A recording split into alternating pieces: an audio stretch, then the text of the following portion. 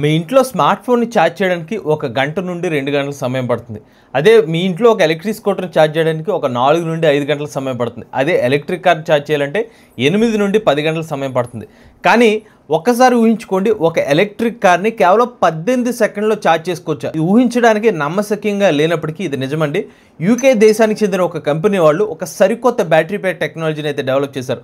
ఈ battery pack technology సాయంతో కేవలం 18 సెకండ్‌లోనే మీ ఎలక్ట్రిక్ కార్‌ని ఛార్జింగ్ చేసుకోవచ్చు. మరి ఏంటి ఆ బ్యాటరీ ప్యాక్ టెక్నాలజీ? ఇది ఎలా సాధ్యమవుతుంది? పూర్తి సమాచారాన్ని ఈరోజు మన ఎంవీఎస్ ఆటో తెలుగు ఛానల్ తెలుసుకుందాం. నమస్తే, నేను మీ కృష్ణ చైతన్య మండేలో, మీరు చూస్తున్నారు ఎంవీఎస్ ఆటో తెలుగు. యూకే దేశానికి చెందిన ఆర్ఎంఎల్ గ్రూప్ వారు వార్ ఈవోల్ట్ అనే ఒక పేరుతో సరికొత్త బ్యాటరీ ప్యాక్ని అయితే డెవలప్ చేశారు. కానీ ఈ బ్యాటరీ ప్యాక్ డెవలప్ చేసింది ఏదైతే ఉందో ఇది కేవలం హైపర్ కార్లో మాత్రం ఉపయోగిస్తున్నారు. హైపర్ కార్ నథింగ్ బట్ ఏదైతే ఉంటుందో, మీరు రేసింగ్ ట్రాక్లు చూస్తారు కదా, రేసింగ్లో పాల్గొనే కార్లు ఏదైతే ఉంటాయో వాటిని ఎక్కువగా హైపర్ కార్స్ అని అంటూ ఉంటారు.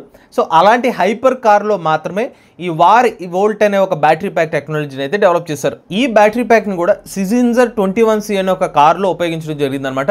ఈ సిజింజర్ 21C ఏదైతే కార్ని వీళ్ళు డెవలప్ చేశారో కేవలం 80 యూనిట్స్, ఇలాంటి కార్లని 80 కార్లు మాత్రమే తయారు చేస్తామని చెప్పి కంపెనీ వాళ్ళు ప్రకటించడం జరిగింది. ఈ కార్ యొక్క రేటు కొన్ని కోట్ల రూపాయల విలువ అయితే ఉంటుందంటే, వీళ్ళకి జూన్ 2వ తారీఖున కన్ఫర్మిటీ ఆఫ్ ప్రొడక్షన్ అనే ఒక సర్టిఫికేషన్ కూడా వచ్చింది. అంటే వీళ్ళు డెవలప్ చేసిన ఒక విప్లవాత్మక బ్యాటరీ ప్యాక్ టెక్నాలజీని వీళ్ళ కార్లలో ఉపయోగించుకోవచ్చు అని చెప్పి అప్రూవల్ కూడా వచ్చిందనమాట. ఇప్పుడు ఈ బ్యాటరీ ప్యాక్ టెక్నాలజీలో ఉన్న ప్రత్యేకత ఏంటి? ఫస్ట్, ఏదైనా ఒక బ్యాటరీ ప్యాక్ తీసుకుంటే లిథియం కానివ్వండి, ఎల్ఎఫ్పి కానివ్వండి, ఎన్ఎంసి కెమిస్ట్రీ, డిఫరెంట్ కెమిస్ట్రీస్ ఉంటాయి కదా, వీటిలో ఎనర్జీ డెన్సిటీ ఎంత అనేది చాలా ముఖ్యమైన పాయింట్. ఎనర్జీ డెన్సిటీ ఎక్కువ ఉంటే ఆ బ్యాటరీ ప్యాక్ యొక్క వెయిట్ తక్కువ ఉంటుందన్నమాట.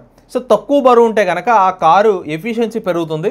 సో అలానే రేంజ్ కూడా పెరిగే అవకాశం ఉంటుంది. వీళ్ళ బ్యాటరీ ప్యాక్లో సంచలన విషయం ఏంటంటే, సాధారణ lithium ion battery packs, NMC కానివ్వండి, ఎల్ఎఫ్పి బ్యాటరీ ప్యాక్ సంబంధించిన ఎనర్జీ డెన్సిటీతో పోల్చుకున్నట్లయితే ఈ పర్టికులర్ బ్యాటరీ ప్యాక్ టెక్నాలజీలో ఎనర్జీ డెన్సిటీ చాలా ఎక్కువ ఉంది. సాధారణంగా ఒక ఎన్ఎంసి ఎల్ఎఫ్పి బ్యాటరీ ప్యాక్ టెక్నాలజీలో మనకి ఎనర్జీ డెన్సిటీ కేజీకి ఒక 150 వాట్ అవర్ నుంచి ఒక 250 వాట్ అవర్లు, 300 వాట్ అవర్ల వరకు మాత్రమే ఉంటుంది. కానీ వీళ్ళు డెవలప్ చేసిన బ్యాటరీ ప్యాక్ టెక్నాలజీలో కేజీకి ఏకంగా 6 కిలో వాట్ అవర్ల ఎనర్జీ డెన్సిటీ ఉందన్నమాట. సో ఇది ప్రపంచంలోనే మొట్టమొదటిసారికి ఇంత భారీ ఎనర్జీ డెన్సిటీ ఉండడం అనేది ఫస్ట్ టైం అని చెప్తున్నారు. మీకు ఇంకా సింపుల్ ఎగ్జాంపుల్తో చెప్పాలంటే, ఒక ఎలక్ట్రిక్ కార్ని సుమారుగా ఒక 500-600 కిలోమీటర్ రేంజ్ వచ్చే కార్ ఉందనుకోండి, అందులో ఒక బ్యాటరీ ప్యాక్ సంబంధించిన వెయిట్ ఉంటుంది కదా. ఈ పర్టికులర్ బ్యాటరీ ప్యాక్ టెక్నాలజీ ద్వారా వెయిట్ తగ్గిపోతుంది, ఎనర్జీ డెన్సిటీ కూడా ఎక్కువ ఉంటుంది. కాబట్టి ఇంచుమించుగా అదే రేంజ్ వచ్చే సంబంధించిన ఎలక్ట్రిక్ కార్లు ఒక 5-6 ఎలక్ట్రిక్ కార్లు ఇదే కెపాసిటీతో అయితే నడిపించవచ్చు అనమాట. ఎందుకంటే దీని ఎనర్జీ డెన్సిటీ ఎక్కువ, వెయిట్ కూడా తక్కువ అనమాట. ఇక నెక్స్ట్, వార్ ఇవాల్ట్ సంబంధించిన బ్యాటరీ ప్యాక్ టెక్నాలజీ ఎంత ఫాస్ట్గా ఎలా ఛార్జ్ చేసుకోవచ్చు అనడానికి ఫస్ట్ విషయం ఏంటంటే ఇందులో ఉన్న సి రేటింగ్. ఇందులో ఏకంగా 200 సి రేటింగ్ అనేది ఆఫర్ చేస్తున్నారు. ఇప్పుడు ఒక సి రేటింగ్ అంటే మీకు ఒక చిన్న ఎగ్జాంపుల్తో చెప్తానండి. సి రేటింగ్ అనేది పెరుగుతూ వెళ్తే మీరు ఆ ఎలక్ట్రిక్ వాహనాన్ని బాగా ఎక్కువగా ఫాస్ట్గా ఛార్జ్ చేసుకోవచ్చు అనమాట. సి రేటింగ్ అనేది రెగ్యులర్ కామన్గా స్లోగా అయ్యే వాహనాల్లో ఒక 1C రేటింగ్, 1.2C రేటింగ్ అలా ఉంటుందన్నమాట. ఉదాహరణకి నెక్సాన్ కానివ్వండి, టాటా ఎలక్ట్రిక్ కార్ రీసెంట్గా వచ్చిన మార్కెట్లోకి వచ్చిన ఎలక్ట్రిక్ కార్లకు సంబంధించిన సి రేటింగ్ ఒక 2 నుండి 3 సి రేటింగ్ మధ్యలో అయితే ఉంటుందన్నమాట. అలాంటి ఎలక్ట్రిక్ కార్ని మీరు గంట సేపు ఛార్జ్ చేస్తే కానీ ఇది ఫుల్ ఛార్జ్ అవ్వట్లేదు. కానీ వీళ్ళు తీసుకొచ్చిన ఎలక్ట్రిక్ కార్ సంబంధించిన battery pack technology C rating 200 C rating కాబట్టి కేవలం ఒక 18 సెకండ్లోనే ఎలక్ట్రిక్ కార్ని ఛార్జ్ అయితే చేసుకోవచ్చు. అలానే ఈ బ్యాటరీ ప్యాక్ టెక్నాలజీలో మరొక అడ్వాంటేజ్ ఏంటంటే ఇందులో మాడ్యులారిటీ ఉంది. అంటే మీరు ఒక పర్టికులర్ ప్యాక్ని డెవలప్ చేశారు, అది ఒక 30 కిలోవాట్ అవర్ కెపాసిటీ, ఒక 50 కిలోవాట్ అవర్ బ్యాటరీ ప్యాక్ కెపాసిటీతో డెవలప్ చేశారు. మీరు కావాలనుకుంటే అదే స్ట్రక్చర్ను కొంచెం ఎక్స్టెన్షన్ చేసుకుని దాన్ని 60 కిలోవాట్ అవర్లు, 70 కిలోవాట్ అవర్లు, 80 కిలోవాట్ అవర్ వరకు కూడా పెంచుకోవచ్చు. సో ఈ మాడ్యులారిటీ సపోర్ట్ అనేది ఈ బ్యాటరీ ప్యాక్ టెక్నాలజీలో అయితే అందుబాటులో ఉంది. అలానే ఈ బ్యాటరీ ప్యాక్ టెక్నాలజీ డెవలప్మెంట్ కోసం జర్మనీకి చెందిన BASF అనే కంపెనీ వాళ్ళు ఒక స్పెషల్ మెటీరియల్ని సప్లై చేయడం జరిగిందనమాట. ఇది కూడా ఈ పర్టికులర్ బ్యాటరీ ప్యాక్ ఎంతగా ఫాస్ట్ ఛార్జింగ్ చేయడానికి హెల్ప్ అవుతుంది అనమాట. ఇక అన్నిటికన్నా ముఖ్యమైన విషయం ఏంటంటే, ఈ బ్యాటరీ ప్యాక్ డెవలప్మెంట్ కోసం సాధారణంగా ఎయిర్ కూలింగ్ కానివ్వండి, లిక్విడ్ కూలింగ్ కాకుండా ఇమ్మర్షన్ కూలింగ్ అనే ఒక టెక్నాలజీని ఉపయోగించారు. ఇమ్మర్షన్ కూలింగ్ అంటే ఏంటంటే, ఈ పర్టికులర్ బ్యాటరీ ప్యాక్ టెక్నాలజీలో ఉన్న సెల్స్ ఏదైతే ఉంటుందో ఈ సెల్స్ అన్నింటిని కూడా ఒక లిక్విడ్ లో ముంచేయడం జరుగుతుంది అనమాట. అలా ముంచేయడం ద్వారా ఒక పర్టికులర్ కాన్స్టెంట్ టెంపరేచర్ అనేది ఈ సెల్స్ మెయింటైన్ అవ్వడం జరుగుతుంది. సో దీని ద్వారా ద్వారా థర్మల్ రన్ అవే ఈవెంట్ అయ్యే అవకాశం చాలా తక్కువ ఉంటుంది. బ్యాటరీ ప్యాక్స్ ఫైర్ ఇన్సిడెంట్ అయ్యే అవకాశం తగ్గుతుంది. అలానే ఎప్పుడైతే మన హీట్ ని మోడరేట్ గా మెయింటైన్ చేయగలుగుతాం, అంటే హీట్ జనరేట్ అవ్వకుండా సెల్స్ ని మెయింటైన్ చేయగలుగుతాం, ఆ బ్యాటరీ ప్యాక్ యొక్క లైఫ్ టైం పెరుగుతుంది అనమాట. ఇప్పటిదాకా మనం బ్యాటరీ ప్యాక్ టెక్నాలజీ గురించి మాట్లాడుకున్నాం, కానీ మరి దీన్ని ఛార్జింగ్ పెట్టాలంటే దానికి కావాల్సిన ఛార్జర్ కూడా అవసరం కదా. రెగ్యులర్ గా మనం ఛార్జింగ్ స్టేషన్ వద్ద లేకపోతే ఇంటి వద్దన ఛార్జింగ్ పెట్టుకోవాలనుకోండి, ఇంట్లో ఒక 3 కిలోవాట్లు 7 కిలోవాట్ల వరకు ఛార్జర్తో మన ఏసీ ఛార్జింగ్ అది చేసుకోవచ్చు. కానీ అదే డీసీ ఛార్జింగ్ స్టేషన్ దగ్గరకు వెళ్తే కనుక ఒక 30 కిలోవాట్లు 60 కిలోవాట్లు 120 కిలోవాట్లు 150 180 ఇంతవరకు మాక్సిమం మనకు అందుబాటులో ఉన్నాయి. ఇంతకన్నా ఉన్నాయి కానీ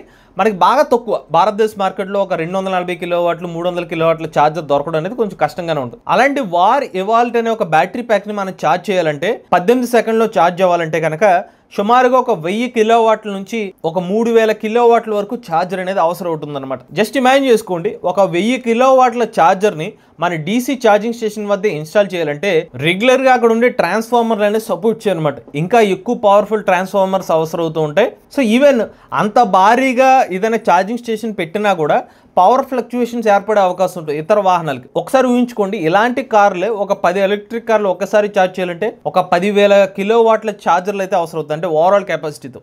సో ఇది చాలా కష్టంతో కూడుకున్న పని. సో అందుకనే ప్రజెంట్ ఈ బ్యాటరీ ప్యాక్ టెక్నాలజీని కేవలం రేస్ ట్రాకుల వద్ద అక్కడ ఉన్న మెగా ఇన్ఫ్రాస్ట్రక్చర్ మాత్రం ఉపయోగించి ఇంత 18 సెకండ్లో ఛార్జింగ్ చేయడం అనేది వీలుగా పడుతుంది అనమాట. నెక్స్ట్ విషయం ఏంటంటే ఈ పర్టికులర్ బ్యాటరీ ప్యాక్ టెక్నాలజీ యొక్క రేటు ఎంత ఉంటుంది. రెగ్యులర్గా వాడే NMC LFP బ్యాటరీ ప్యాక్ టెక్నాలజీతో పోల్చుకున్నట్లయితే ఈ బ్యాటరీ ప్యాక్ టెక్నాలజీ యొక్క రేటు ఒక 20 నుండి 30 రెట్లు ఎక్కువ అయితే ఉంటుందన్నమాట. ఉదాహరణకు ఒక 50 నుంచి 70 కిలోవాట్ల బ్యాటరీ ప్యాక్ కెపాసిటీని డెవలప్ చేయాలంటే కనుక సుమారుగా ఒక $50,000 నుంచి $80,000 ఖర్చు అవుతుంది అనమాట. డబ్బులు అయితే కొంచెం చాలా ఎక్కువ అవుతుంటుంది అనమాట. కొంచెం ఖరీదైన బ్యాటరీ ప్యాక్ టెక్నాలజీ అని చెప్పుకోవచ్చు. దీనికి కారణం కేవలం ఒక లిమిటెడ్ కార్లో మాత్రం ఉపయోగించడం ద్వారా, రేస్ ట్రాక్లు రేస్ కార్లో మాత్రం ఉపయోగించాల్సిన అవసరం ఉంటుంది కాబట్టి దాన్ని మాస్ ప్రొడక్షన్ చేసే అవకాశం ఇప్పట్లో లేదు. రెగ్యులర్ కస్టమర్ కూడా ఇటువంటి టెక్నాలజీ అందుబాటులోకి రావాలంటే ఈ particular battery pack technology adoption పెరగాలి. దానికి కావాల్సిన ఛార్జింగ్ ఇన్ఫ్రాస్ట్రక్చర్ అంత భారీగా తీసుకురావాలి. అప్పుడు మాత్రమే $30,000 లేకపోతే $50,000 $80,000 కాకుండా కొంచెం తక్కువ డాలర్లకి బ్యాటరీ ప్యాక్ టెక్నాలజీ లభించే అవకాశం ఉంటుంది. నెక్స్ట్ విషయం ఏంటి, ఈ బ్యాటరీ ప్యాక్ టెక్నాలజీ యొక్క లైఫ్ టైం ఎంత ఉంటుంది. ఇమ్మర్షన్ కూలింగ్ టెక్నాలజీని ఉపయోగిస్తున్నారు కాబట్టి సుమారుగా 8 నుంచి 10 సంవత్సరాల పాటు లైఫ్ టైం ఉండే అవకాశం ఉన్నట్టుగా తెలుస్తుందండి. ఎందుకంటే ఆల్రెడీ వీళ్ళు ఒక హీట్ ని కంట్రోల్ చేస్తున్నారు కాబట్టి బ్యాటరీ ప్యాక్ యొక్క లైఫ్ టైం అనేది ఎఫెక్ట్ అయ్యే అవకాశాలు చాలా తక్కువ ఉంది. రెండో విషయం ఏంటంటే ఈ బ్యాటరీ ప్యాక్ టెక్నాలజీని బైక్స్ స్కూటర్స్ లో కూడా ఉపయోగించవచ్చు. బైక్లు స్కూటర్లు కూడా ఉపయోగించవచ్చు అండి.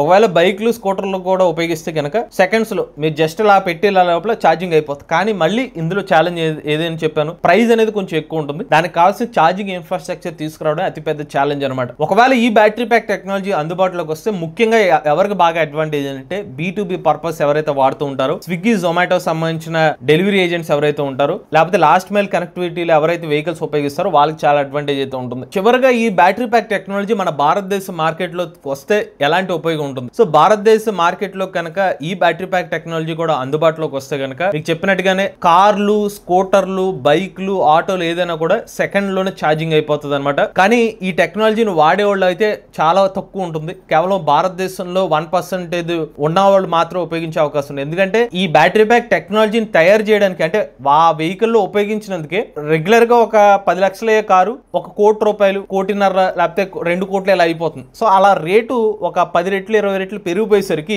డబ్బులు ఉన్న వాళ్ళు తప్పిస్తే సాధారణ మధ్య తరగతి కుటుంబాలు ఎలక్ట్రిక్ కార్లు కానీ లేకపోతే ఆ ఎలక్ట్రిక్ స్కూటర్లు బైకులు కొనుక్కునే అవకాశం చాలా తగ్గిపోతుంది అనమాట. టెక్నాలజీ రావడం మంచిదే, కానీ ఆ పర్టికులర్ కేటగిరీ ఆడియన్స్ తగ్గిపోతారు అనమాట. ఓవరాల్ గా చూసుకుంటే ఈ బ్యాటరీ ప్యాక్ టెక్నాలజీ ఇన్వెన్షన్ మంచిదే. రెగ్యులర్ గా యూసేజ్ లోకి రావాలంటే మాత్రం over the period of time ఒక 10 నుండి 15 సంవత్సరాలు పట్టే అవకాశం ఉంటుంది. ఇప్పటికే మనకి 2025 సంవత్సరంలో ఈ బ్యాటరీ ప్యాక్ టెక్నాలజీ మార్కెట్ లో అందుబాటులో వచ్చినందుకు హ్యాపీయే, కానీ మన సాధారణ ఆడియన్స్ కూడా ఈ పర్టికులర్ బ్యాటరీ ప్యాక్ టెక్నాలజీని ఉపయోగించుకోవాలంటే మాత్రం కొంచెం అఫోర్డబిలిటీ పాయింట్ ఆఫ్ వ్యూ అయితే మాత్రం కొంచెం దూరంగానే కనిపిస్తుంది. అలానే వార్ ఇవాల్ట్ అనే బ్యాటరీ ప్యాక్ టెక్నాలజీ ఏదైతుందో మన భారతదేశంలో PLI స్కీమ్ కానివ్వండి ఇటువంటి స్కీమ్స్ ఇచ్చినప్పటికీ కూడా మన అఫోర్డబిలిటీ ప్రైస్ కి కొంచెం రియాలిటీకి దూరంగా ఉండే అవకాశం అయితే ఉంటుంది. ఓవరాల్ గా ఇది వార్ ఇవాల్ట్ బ్యాటరీ ప్యాక్ టెక్నాలజీ సంబంధించిన పూర్తి సమాచారం అనమాట. మరి వార్ ఇవాల్ట్ బ్యాటరీ ప్యాక్ టెక్నాలజీపై మీ అభిప్రాయాన్ని కామెంట్ రూపంలో చెప్పండి. మీరు కూడా ఎవరైనా ఎలక్ట్రిక్ వెహికల్ ఉపయోగిస్తున్నది మీ ఓనర్షిప్ మాతో షేర్ చేద్దాం అనుకుంటే స్క్రీన్ పై కనిపించిన నెంబర్ వాట్సాప్ చేయండి, లేదంటే డిస్క్రిప్షన్ ఫామ్ ని ఫిల్ చేయండి. ఈ వీడియో కానీ మీకు నచ్చినట్లయితే MVS audio Telugu channel subscribe చేసుకోండి. ఈవీ కరెంట్ కోసం ఈవీ కొరాడ్ ఛానల్, లేటెస్ట్ అప్డేట్స్ కోసం ఈవీ కొరాడ్ లైవ్ ఛానల్, ఏ కరెంట్ కోసం ఏ తెలుగు ఛానల్ సబ్స్క్రైబ్ చేసుకోండి. Charge nature drive the future.